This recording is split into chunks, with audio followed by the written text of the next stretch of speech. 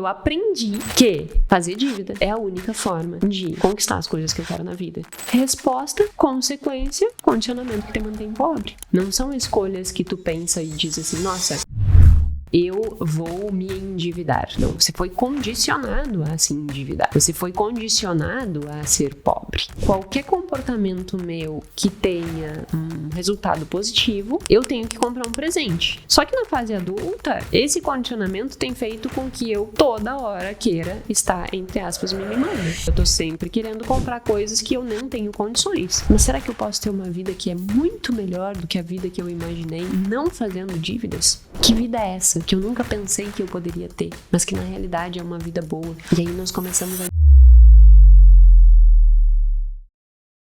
Todo e qualquer comportamento, ele pode ser condicionado. É bem polêmico falar sobre isso, porque muitas vezes as pessoas, elas querem se firmar, né, na verdade que elas mesmas têm sobre a vida, de que elas têm total liberdade de escolha. Quando, na verdade, boa parte do nosso comportamento é condicionada. Como assim, Jéssica, condicionada?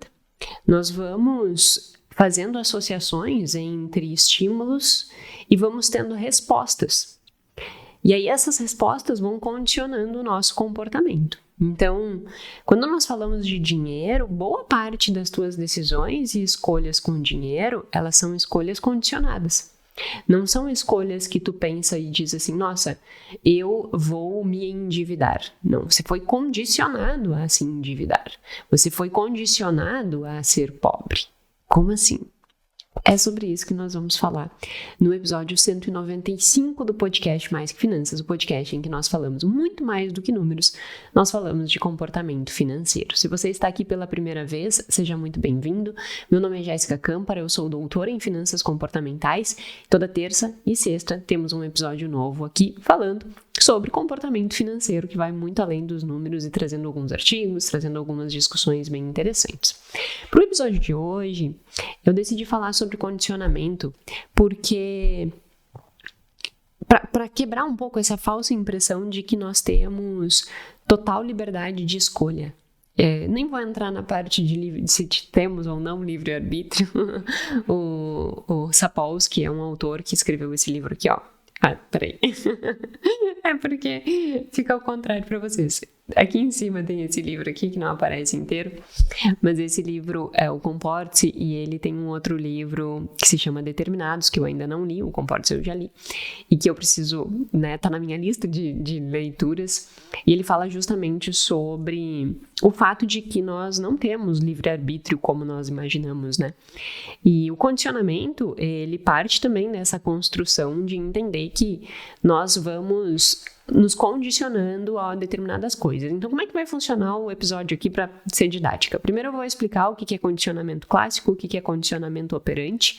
Depois eu vou explicar como que esse condicionamento pode estar relacionado ao dinheiro e uma evidência muito interessante mostrando que dinheiro pode sim ser uma resposta incondicionada negativa. Eu vou falar sobre isso, eu vou explicar o que é uma resposta incondicionada ou uma resposta não condicionada, o que isso significa, e depois nós vamos entender como utilizar essas informações a nosso favor nas decisões financeiras, permitindo com que esses condicionamentos que muitas vezes acontecem de uma forma que nós nem percebemos, que nós possamos olhar para eles e quebrar esses ciclos, né? Seja para um condicionamento de gastar sem poder, para um condicionamento de manter um comportamento que tu aprendeu com a tua família e que não faz sentido, que tem te deixado pobre. Enfim, no final nós vamos para essas ações que nós podemos implementar para romper com alguns condicionamentos que por vezes não estão nos levando e não estão construindo a vida que nós desejamos ter. Então o episódio vai ser dividido nessas três partes, né? Primeiro explicar o que é condicionamento clássico e operante, depois trazer um artigo que mostra que o dinheiro ele pode sim ser um estímulo não condicionado e negativo, e quando tem perdas, e por fim, como que nós podemos romper com esses condicionamentos, principalmente quando esses condicionamentos nos levam, por exemplo, à pobreza. Enfim, sem mais delongas, o que é condicionamento, tá? Bom, existe dois grandes movimentos, né, digamos assim, que estudaram condicionamento e nos explicaram 2 tipos de condicionamento. O primeiro é Pavlov, com o condicionamento clássico, e depois é Skinner com o condicionamento operante. O que é cada um desses condicionamentos? Bom, começando por Pavlov, que apresentou o condicionamento clássico. O que é o condicionamento clássico? É aquele velho exemplo que talvez você já escutou do cachorro, do sino e dele salivar ao ver a comida, né? Então, primeiro ele saliva vendo a comida, depois o sino se torna o estímulo condicionado, e aí ele saliva vendo o sineto antes mesmo de ver a comida. Então, peraí, vamos entender como que funciona o fluxo. Eu vou explicar o fluxo e depois eu explico o conceito por trás. Pensa no cachorro. Quando tu apresenta comida pro cachorro, a comida, ele é um estímulo não condicionado. Como assim, Jéssica, a comida é um estímulo não condicionado? A comida, naturalmente, né, de forma inata, nós já aprendemos que comida é uma resposta que nós temos e que nós vamos olhar e dizer assim, meu Deus, estou com fome e eu quero essa comida. Desperta desejo natural. Não precisa ser treinado para que a gente entenda que a comida vai gerar aquilo ali. Então, automaticamente, tu mostra a comida pro cachorro, ele vai salivar, sem precisar fazer nada. Isso se chama estímulo não condicionado ou estímulo incondicionado. É quando naturalmente tu já vai ter uma resposta àquele estímulo sem que tu precisa ser, entre aspas, treinado para que entenda o que é aquilo. Outros estímulos não condicionados, um choque. Ninguém precisa te dizer que o choque é uma coisa ruim para que tu tenha medo do choque, né? Uma cobra, uma aranha, a depender da pessoa, se tem uma fobia à aranha. Então, nessas coisas, elas naturalmente são estímulos não condicionados, que geram uma resposta e que não necessariamente precisa passar por um treinamento, porque nós inatamente, né, de forma inata, nós já temos essa resposta automatizada. Então, foi selecionado evolutivamente. E aí, isso já está ali pronto, né? Ele vai salivar naturalmente quando vê a comida. Quando ele olha para um sino, o cachorro, ele não sente nada em relação ao sino. Então, o sino é um estímulo neutro. O sino para o cachorro, ele não representa nada. A não ser que ele seja associado com a comida. Então, no treinamento de condicionamento, o que é feito? Eu toco a sineta, dou a comida. Eu toco a sineta, dou a comida. Eu toco a sineta, dou a comida. Então, eu tenho um estímulo neutro, o sino, e eu tenho um estímulo incondicionado, a comida. Agora, no momento que eu associo essas duas coisas, depois eu já não preciso mais mostrar a comida para que o cachorro salive. Agora eu posso só fazer o barulhinho da sineta que ele já vai salivar. Então agora a sineta, que era um estímulo neutro, que não representava nada para o cachorro, passou a representar o que antecede, né? Ele associa a sineta à comida. Então ele saliva só ao ver a sineta. E aí a sineta se torna um estímulo condicionado, que vai gerar uma resposta condicionada, que é essa resposta de salivar e aí ver a comida e querer comer a comida, né? E isso acontece e foi explorado em vários outros experimentos, né? Por exemplo, se nós pensarmos na questão de medo, foi explorado um experimento. Eu tô com dois eu tô com dois podcasts na mesma folha, e aí eu tava com a folha virada. Eu ia falar sobre o medo, né? A resposta condicionada, ela pode ser condicionada em vários contextos. Tem um experimento que foi muito conhecido na década de 20, ali, né, 1920, que era para ver a resposta a estímulos não condicionados de medo. E aí eles testaram com uma criança. A criança, ela entrava dentro de uma sala, ela via algumas coisas, tipo um rato branco, que mais que ela via? Um martelo batendo numa travessa de aço, jornais em chamas. E aí o que acontecia é que o estudo primeiro, quando a criança tinha 9 meses, monitoravam que ela já tinha uma resposta inata. E ela só deu aquele desespero, assim, quando ela escutou aquele barulho muito forte do martelo batendo na ferra, no coisa de aço. Então ela, meu Deus, que barulho é esse? E deu aquele ataque. Obviamente que a criança não disse, né, que barulho é esse, mas ela deu a resposta. Então, isso já nos mostra que é um estímulo não condicionado. Ela já tem uma resposta natural àquilo. Só que o rato, por exemplo, não mostrou nada. Aí o que eles fizeram? Eles fizeram um condicionamento para que relacionasse o rato ao barulho. Então, quando a criança tinha 11 meses, ela foi exposta ao rato. Quando ela ia passar a mão no rato, eles batiam com um martelo no aço e dava aquele barulhão. E aí, fazendo isso ao longo de 7 semanas, a criança já não queria mais olhar para o rato, porque olhar para o rato já fazia com que ela prevesse que iria ter aquele barulho alto batendo o martelo no ferro de aço. O que a gente aprende sobre isso, né? O medo ele também pode ser condicionado. Então, antes o rato, que era algo não condicionado, um estímulo não condicionado, passou a ser um estímulo condicionado e gerando uma resposta condicionada.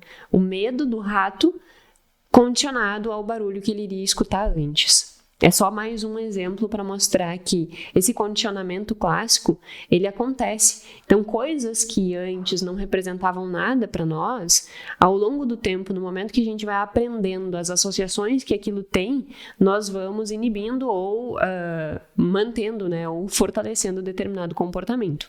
Então, no caso do cachorro, ele agora vai salivar sempre que escuta. E a questão da criança, ele vai ter medo do rato sempre que vê o rato. Então percebe que eu estou despertando medo, então eu vou inibir a resposta de passar a mão no rato, porque eu não vou passar a mão no rato para escutar aquele barulho. Em contrapartida, o cachorro vai começar a achar que o sino é uma coisa muito atrativa, porque ele sabe que depois do sino vem a comida. Então ele vai ficar feliz vendo o sino, enquanto o menino, a criança, vai ficar com medo quando vê o rato. Então, para perceber exatamente esse processo de condicionamento. Se nós formos puxar para a nossa vida e tentar entender o condicionamento clássico na nossa vida, tem inúmeras coisas que nós vamos aprendendo por associação e que nós nem percebemos. Eu vou pensar assim, eu gosto de comer, sei lá, eu sei que sempre quando eu chego em casa e tem cheiro de... eu tô lembrando na minha casa quando eu era criança, né? Lá em casa toda sexta-feira tinha a laminuta. Pra quem não conhece, a laminuta é batata frita, ovo e bife. Então toda sexta-feira tinha a laminuta lá em casa. E aí, quando eu chegava em casa, sexta-feira, tinha aquele cheirinho de batata frita, eu já sabia que ia ter o bife e o ovo. Então, tinha aquele condicionamento que o cheiro de batata frita em outro contexto não geraria aquela mesma resposta de que delícia, teremos um almoço maravilhoso, né? Então, vai gerando esses condicionamentos, assim, o simples cheiro já vai gerando esse condicionamento, embora o cheiro, ele seja muitas vezes uma resposta não condicionada, porque automaticamente nós temos, né, essa resposta ao cheiro. Mas a gente pode ir desenvolvendo isso para dinheiro. O dinheiro, por si só, ele não representa nada. Se a gente pensa em dinheiro, ele é um papel. Só que, contextualmente, culturalmente, foi se atribuindo valor ao dinheiro. Então, hoje, uma criança, ela é ao longo da vida condicionada, que dinheiro tem um valor e aquilo serve como um mecanismo de troca. Quando nós olhamos para o dinheiro como um papel, ele é um estímulo não condicionado. Quando eu entendo que aquilo ali representa um significado e que ele compra outras coisas, agora olhar o dinheiro, ele está condicionado a eu pensar, nossa, com esse dinheiro eu posso trocar por...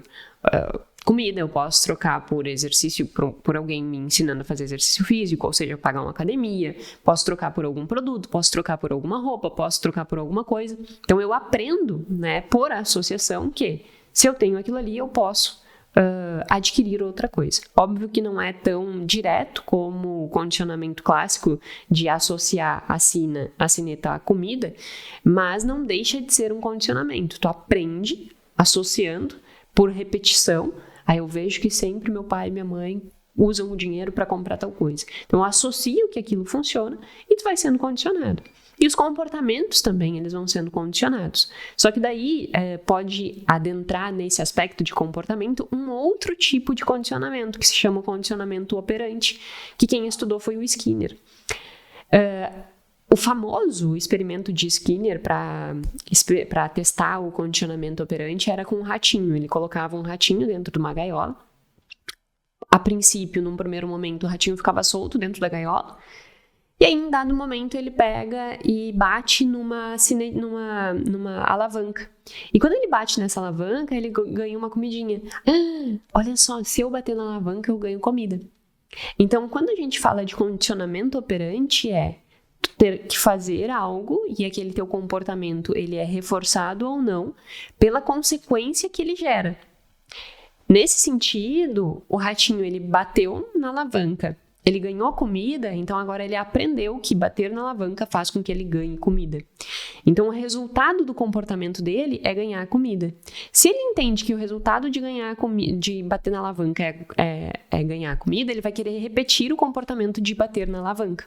Então eu tenho aí um reforçador positivo de bater na alavanca, porque eu tenho uma recompensa. E aí eu percebo que o custo de bater na alavanca vale a pena porque eu estou percebendo que eu vou ter uma recompensa maior do que o custo de bater na alavanca. E aí a gente vai reforçando comportamentos. Então, por exemplo, se nós formos trazer essa ideia de condicionamento operante para o comportamento financeiro, é só eu pensar, olha só, se eu compro, eu tenho um prazer. Então eu tenho uma sensação positiva. E aí eu vou querer... Automaticamente, se eu tenho reforçadores positivos, como reforçadores sociais, eu compro alguma coisa. Eu comprei essa garrafa. Aí todo mundo chega pra mim e diz assim, nossa, Jéssica, que garrafa linda, onde é que tu comprou? Você ficou muito bem com essa garrafa é muito útil, ela isso, ela aquilo, ela não sei o que, não sei o que, não sei o que.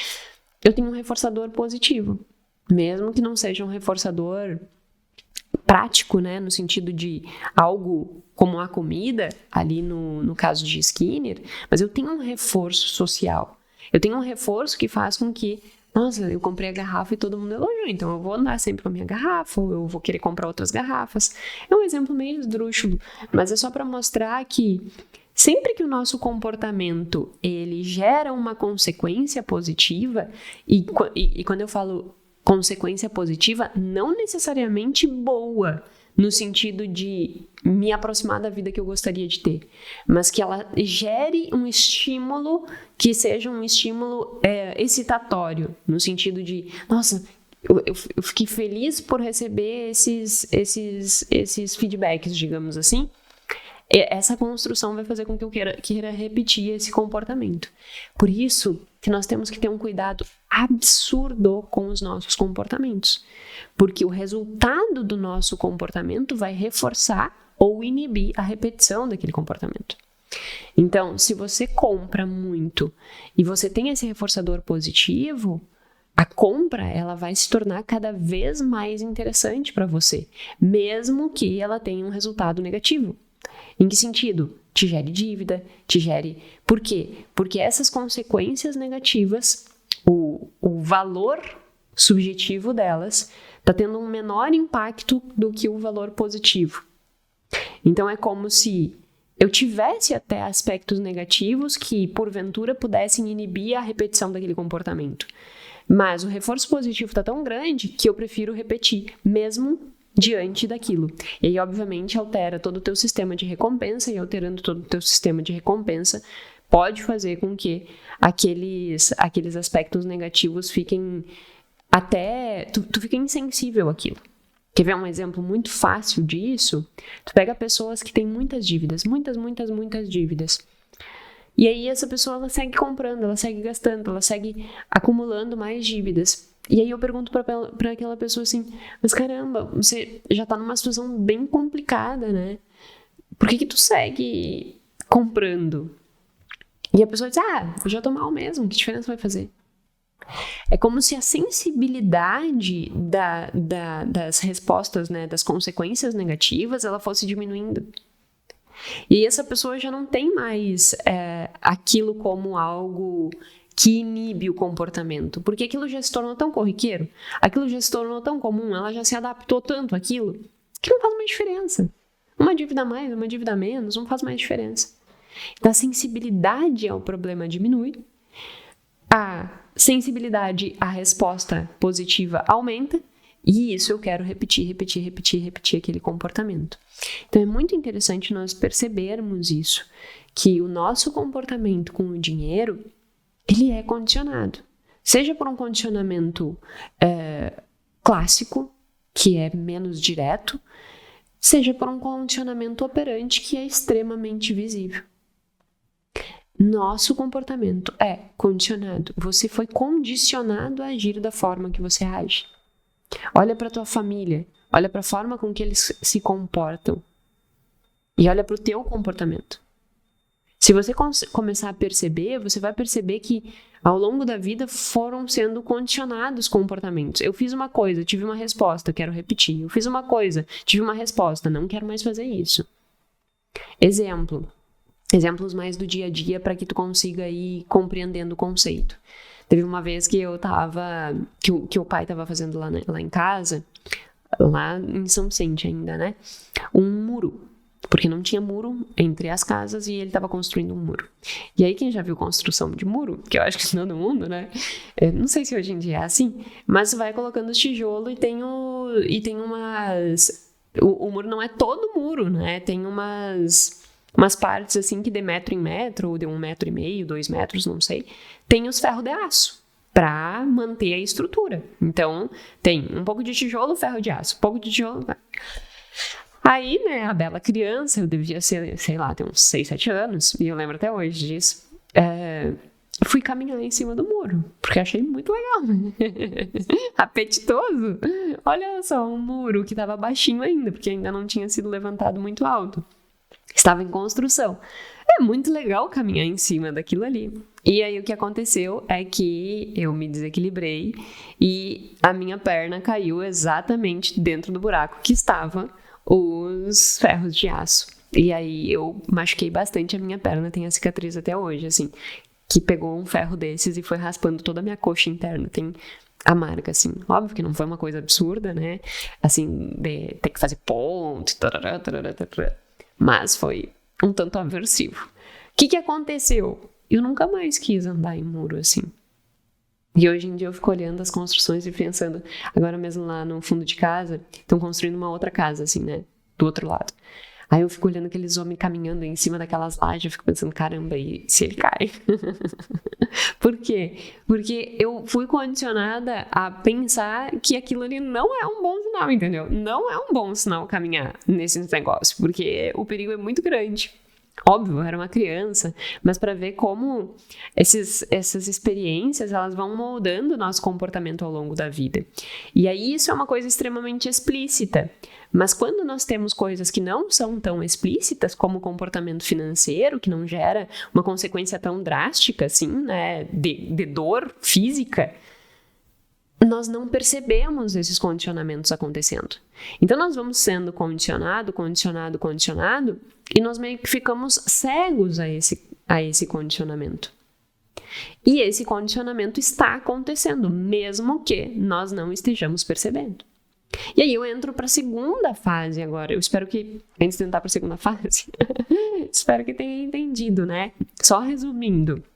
Porque, por vezes, eu fico com medo de trazer esses conceitos e não ter tanta clareza. Resumindo, condicionamento clássico, eu vou pegar duas questões que antes não tinham relacionamento e, a partir de associação, eu vou começar a ter uma resposta condicionada, que foi a questão do sino, né? Então, eu vou condicionando o meu comportamento fazendo associações. O próprio Kahneman diz, né?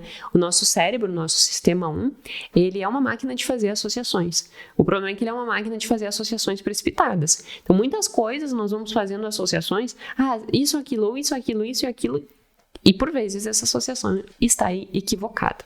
Então, isso é o condicionamento clássico. Condicionamento operante é o reforço ou não de um comportamento dado à consequência daquele comportamento. E aí tem um exemplo clássico do ratinho, como os outros exemplos que eu dei. Partindo disso, nós entramos no segundo momento desse episódio.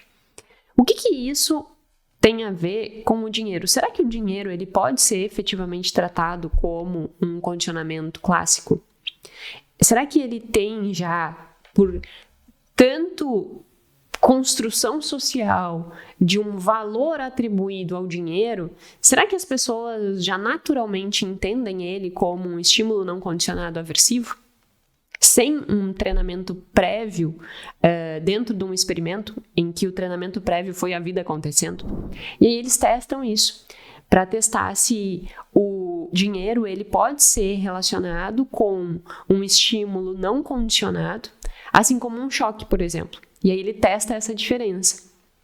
E relacionada a medo, né? Para ver se efetivamente a perda de dinheiro, ela tem ali uma resposta automática, ou seja, uma resposta não condicionada, pelo simples fato de perder dinheiro, como se o dinheiro ele já fosse um estímulo não condicionado aversivo. E aí eles testam isso. De que modo eles testam isso? Primeiro eles fazem um joguinho. Nesse joguinho eles fazem a seguinte construção. Ele apresenta uma carta com um ponto de interrogação. E aí ele pergunta para a pessoa se a pessoa acha que aquela carta ela tem um valor maior do que 5 ou um valor menor do que 5. E aí a pessoa vai responder se ela acha que é maior ou se ela acha que é menor. E aí ela vai ganhar um feedback positivo e vai ganhar, no caso, $4. Ou se ela errar, ela não vai ganhar nada. E aí, obviamente, eles manipulam as respostas a ponto que todas as pessoas saiam dessa primeira etapa, depois de 12 rodadas, ganhando em torno de $36, né? Então, eles fazem um bloco de 12 sessões com ganho de dinheiro e um outro bloco de 12 sessões só mostrando se errou ou acertou, para fazer essa diferença entre o dinheiro e o não dinheiro, né? O não dinheiro, então, era só acertou, errou. Com o dinheiro era acertou $4, errou, perdeu 2. Então era assim que funcionava a dinâmica. E aí a manipulação que eu digo era a manipulação do resultado.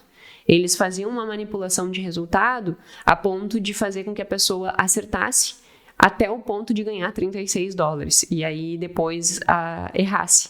Como assim?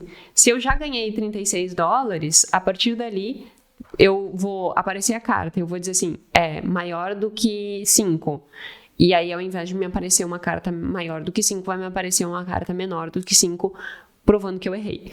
Só que esse erro ou acerto era manipulado.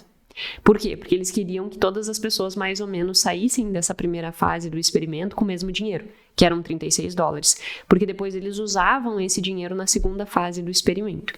Como funcionava a segunda fase do experimento? Eles queriam testar o condicionamento de medo. Se uma caixa azul aparecesse na tela, isso representava que a pessoa perderia $2. Se uma caixa amarela aparecesse na tela, nada acontecia. E esses menos $2, eles iam sendo retirados daqueles 36, que foram ganhos na etapa anterior. Então, o que eles estão fazendo aqui? Um condicionamento. Eu apresento a caixa azul, eu perco 2. Eu apresento a caixa azul, eu perco 2. Eu apresento a caixa azul, eu perco 2. E perder dinheiro, eles queriam ver se isso gerava um mesmo nível de excitação do que choque, por exemplo. E aí eles fizeram um segundo experimento testando choque. Então, eles testavam choque e testavam perda de dinheiro. Testavam choque e testavam perda de dinheiro para ver se a resposta da condutância da pele era a mesma. A condutância da pele, sabe aquela sensação? Minha mãe que volta e meia, ela diz, tive aquela coisa de condutância na pele quando a gente fica eufórica, quando a gente fica excitada, assim, no sentido de que tu fica um pouco ansiosa até por vezes, né? E tem aquela... É como se fosse... Não chega a ser um formigamento, mas tu sente que a pele... Assim, tu sente aquele... Sabe, assim... Eu não sei explicar fisiologicamente de uma forma que você consiga entender do que eu tô falando. Porque é uma sensação mesmo, né? É aquela sensação de euforia, assim. É aquela sensação de que tu fica efetivamente eufórica, excitada com algo que tu vai ganhar, algo que tu vai falar, alguma coisa assim que efetivamente gere essa condutância na pele. E aí eles testavam essa condutância da pele para ver o que acontecia a partir do momento que a pessoa ganhava choque ou a pessoa perdia dinheiro, porque no final das contas, óbvio que pensar num choque, e aí eu acho que assim fica mais fácil até tu entender essa condutância, é óbvio que tu pensar em choque te dá aquela coisa, é isso que é a condutância da pele, sabe? Assim, tipo, eu vou pensar em ganhar um choque, chega a dar um calafrio assim no pescoço. Isso é a condutância da pele, é quando tu vai ter ali uma resposta excitatória, né?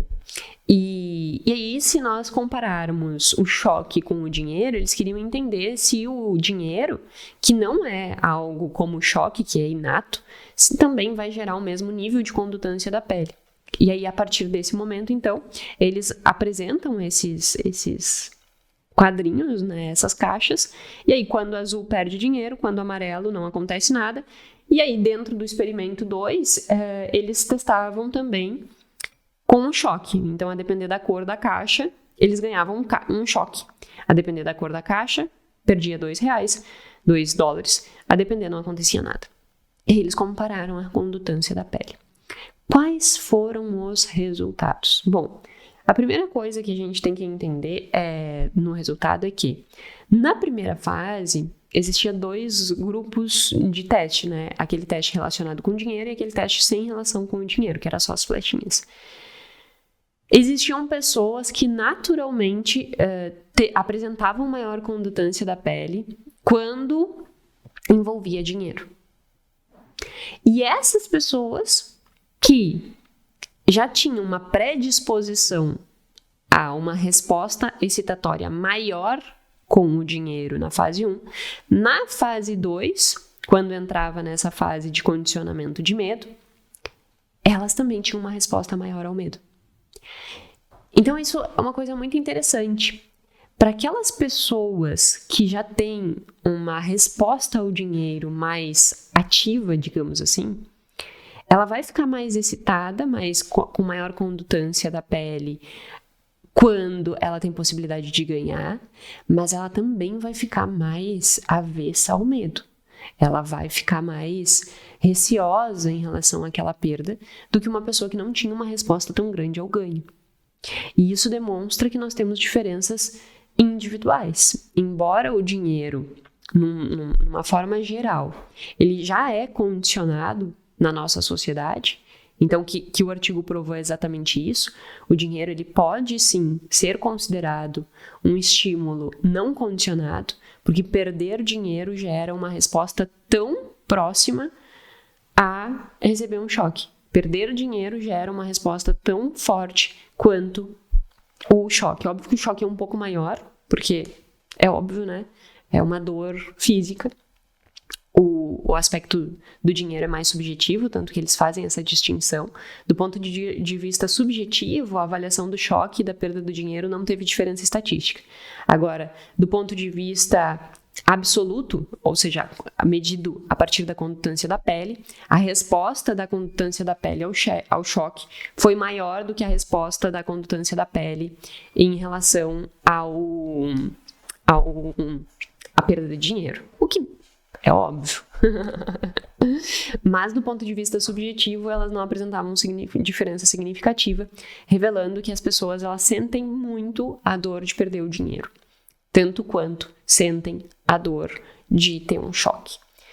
E do ponto de vista fisiológico, mesmo que eles não tenham tido, mesmo que o choque tenha um resultado um pouco menor, ele apresentou um resultado de condutância da pele significativo, indicando que sim, ele pode ser considerado um estímulo não condicionado aversivo. Ou seja, eu não condicionei a pessoa olha, tu tá perdendo dinheiro, perder dinheiro significa isso, perder dinheiro significa aquilo. Eu não precisei ensinar nada à pessoa. A pessoa chega e o simples fato dela perder dinheiro já gera uma resposta negativa àquela perda de dinheiro.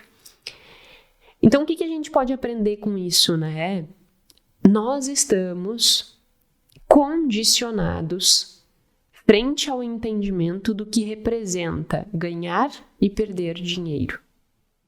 Só que este condicionamento, como o estudo mostrou, ele pode ser distinto de uma pessoa para outra. Todos nós temos o condicionamento relacionado ao dinheiro, porque culturalmente, socialmente, isso já foi estabelecido. Então, óbvio que não é um aprendizado inato como o choque, mas ele já foi constituído na sociedade e nós já conseguimos atribuir um significado ao dinheiro, mesmo que nós não estejamos dentro de um laboratório aprendendo exatamente o que é o dinheiro, o que ele faz, o que não faz e tudo isso. Então, isso já vem sendo construído mesmo que não seja um conhecimento explícito, um conhecimento implícito. O simples fato de viver em sociedade já faz tu aprender o que o dinheiro representa. Para umas pessoas com mais força, para outras pessoas com menos força. Então aí mora a diferença individual. Para cada pessoa, o dinheiro vai ter um significado e vai ter um tipo de condicionamento. Qual é o teu condicionamento com o dinheiro? O que tu aprendeu sobre dinheiro? E aí a gente entra no último tópico do episódio. Quando nós somos condicionados em relação ao dinheiro de forma que nos afasta da construção de uma boa qualidade de vida, o nosso comportamento, ele foi reforçado naquela direção. Então é muito mais difícil eu quebrar esse comportamento de uma forma passiva. Eu vou ter que gerar um novo aprendizado, eu vou ter que gerar um novo condicionamento para que eu consiga quebrar aquele anterior. Então isso é uma coisa muito interessante quando a gente aprende sobre condicionamento. Nós não estamos, depois de aprender algo, determinados a viver daquela forma o resto da vida. Nós podemos gerar um novo condicionamento. Embora o aprendizado do antigo ele sempre permaneça ali, eu posso gerar um novo. Então, por exemplo, na questão de medo, e aí a gente volta para o experimento que a gente discutiu no início, da criança com a barra de ferro, com um experimento, com um novo treinamento, essa criança ela vai perdendo essa associação. Então, ela foi treinada que quando aparece o rato, ela vai escutar aquele barulho terrível do martelo batendo na barra de ferro. Mas aí depois eles começam a tirar esse estímulo aversivo, que é bater na coisa de ferro. E aí o rato vai aparecendo, o rato vai aparecendo, o rato vai aparecendo. E na medida que o rato vai aparecendo e que aquela resposta que era aversiva não vem junto, eu vou começando a desassociar, eu vou começando a, como se fosse enfraquecer esse aprendizado. Eu enfraqueço a força dessa associação. E aí, no momento que eu enfraqueço a força dessa associação, agora esse menino já começa a olhar para o rato de uma forma diferente. Ai, que bonitinho, ratinho. E aí não tem mais aquela coisa de olhar para o rato e ter aquela condutância da pele, aquela resposta ao estresse de alerta muito grande, porque ele sabe que ver o rato vai ter o disparo daquilo ali. Então a mesma coisa acontece com o dinheiro. Nós temos um condicionamento pré-estabelecido que foi sendo construído ao longo das nossas experiências, ao longo da nossa vida. Uma primeira coisa que a gente tem que fazer é entender o que foi, o que nos foi, como que nós fomos condicionados. Então, qual é o significado do dinheiro para você? Que tipo de comportamento tu tens e que tipo de resposta tu tem? Então, vamos dizer que tu tenha um comportamento de consumo. Da onde veio esse condicionamento de que comprar é algo prazeroso? Eu sempre em casa, qualquer coisa que eu fazia, eu era recompensada com uma compra. Então, com um presente. Você tirou uma nota boa, toma um presente. Você fez não sei o que, toma um presente. Então, eu associei qualquer comportamento meu que tenha um resultado positivo, eu tenho que comprar um presente. Então, eu associei uma coisa na outra. Só que na fase adulta, esse condicionamento tem feito com que eu toda hora queira estar, entre aspas, me mimando. Eu tô sempre querendo me mimar, eu tô sempre querendo comprar coisas que eu não tenho condições. Só que como essa associação tá muito forte, a ponto de tornar o resultado negativo, eu me tornar mais insensível ao resultado negativo, como a dívida, por exemplo, eu vou repetindo. E aí eu vou fortalecendo esse caminho. Eu vou fortalecendo esse condicionamento. Por quê? Porque quando eu compro, eu me sinto bem. Quando eu compro, eu tenho reforçadores positivos. E aí entende que eu posso ter tanto condicionamento operante quanto condicionamento clássico. E aí eu vou construindo e mantendo esses comportamentos. Se eu não parar, não analisar esses comportamentos e não buscar caminhos diferentes para que eu quebre esses condicionamentos, eu vou repetir. E aí quando a gente fala de comportamentos condicionados que levam à pobreza, esse é um dos exemplos. Agora, um outro exemplo é dívida. Digamos que na tua família tu escutou a vida inteira: só conquista as coisas quem tem dívidas. Tudo que eu conquistei é porque eu fui fazendo dívida. Percebe que tu fica insensível ao juro? Porque tu foi condicionado que a dívida é o único caminho para conseguir aquilo que tu quer.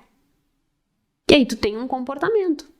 E tu tem uma resposta àquele comportamento, que é adquirir minha casa, adquirir um carro, adquirir roupas, me endividar no cartão de crédito. E aí tu olha e diz assim: caramba, a vida é maravilhosa quando se tem crédito. Tanto é que eu digo para as pessoas, né? Volta e meia, existe comentários aqui do tipo assim: nossa, eu quero deixar meu nome limpo para que eu possa financiar minha casa. Aí eu coloco: caramba, mas significa que o teu nome limpo representa só a liberação do crédito para que tu faça um novo empréstimo. Então, percebe o condicionamento acontecendo? Fui condicionada, eu aprendi que fazer dívida é a única forma de conquistar as coisas que eu quero na vida. Eu me torno insensível ao juro e eu replico esse comportamento. Resposta, consequência, condicionamento que te mantém pobre. Então, a grande questão é que nós temos que ser menos míopes àquilo que nós fomos condicionados. Todos nós fomos condicionados de algumas formas. O que a gente precisa entender é qual foi o condicionamento que eu tive, o que isso representa e para onde isso está me levando. Se está me levando para um lugar que eu não quero, por exemplo, está acumulando dívidas e dívidas, talvez esteja na hora de rever esse condicionamento e desassociar essas coisas. Peraí, questiona, peraí. Mas será que eu posso ter uma vida que é muito melhor do que a vida que eu imaginei, não fazendo dívidas? Como que eu me sinto segura, tranquila, com paz? Que vida é essa que eu nunca pensei que eu poderia ter, mas que na realidade é uma vida boa? E aí nós começamos a dissociar a questão relacionada à compra, dívida, com ter uma boa vida. Então questione os aprendizados que tu teve ao longo da vida. Nem tudo que nós aprendemos até aqui e que nos trouxe até aqui é o que vai nos levar para onde nós queremos. Nós temos que questionar, nós temos que pensar, nós temos que ser críticos com o nosso próprio comportamento, com os nossos próprios aprendizados. Tá certo? Espero que tenha saído entendendo alguma coisa de condicionamento. Óbvio que é muito mais profundo do que isso e não é um tema tão fácil de explicar num podcast, né? O ideal seria slides, isso e aquilo. Mas espero que de forma abrangente assim tenha ficado claro o que significa e você consiga questionar aquilo que você aprendeu, tá certo? Lembrando que nós temos aberto, né, e disponível o Fim do Ciclo da Escassez e o TAF. Esses produtos a gente chama de produtos do perpétuo. Ou seja, você pode adquirir esses produtos a qualquer momento. Eles não têm mais a oferta do combo que eu fiz no início de novembro, mas você pode adquirir eles separadamente por R$ 297 cada um deles, ou seja, um preço muito aquém do que eu entrego. E se você já gosta das aulas e dos podcasts aqui, imagine isso estruturado com atividade, com slide, com apostila, com um direcionamento efetivo do teu comportamento. É um guia completo. Eu efetivamente olho para esses produtos também como um presente, sabe? Porque o preço efetivamente é menos do que o valor que eles têm e é uma oportunidade para que você consiga romper o ciclo da escassez e conseguir ter mais consistência nos comportamentos que tu julga importante para alcançar os teus objetivos. Então, fica aí, se você quiser conhecer, tem os 2 links aqui embaixo. E também lembrando que em janeiro temos a abertura da nossa 4ª turma da formação em finanças comportamentais. Então, se você quiser deixar o seu nome na lista de espera, você também já pode deixar. Muito obrigada e até o próximo episódio.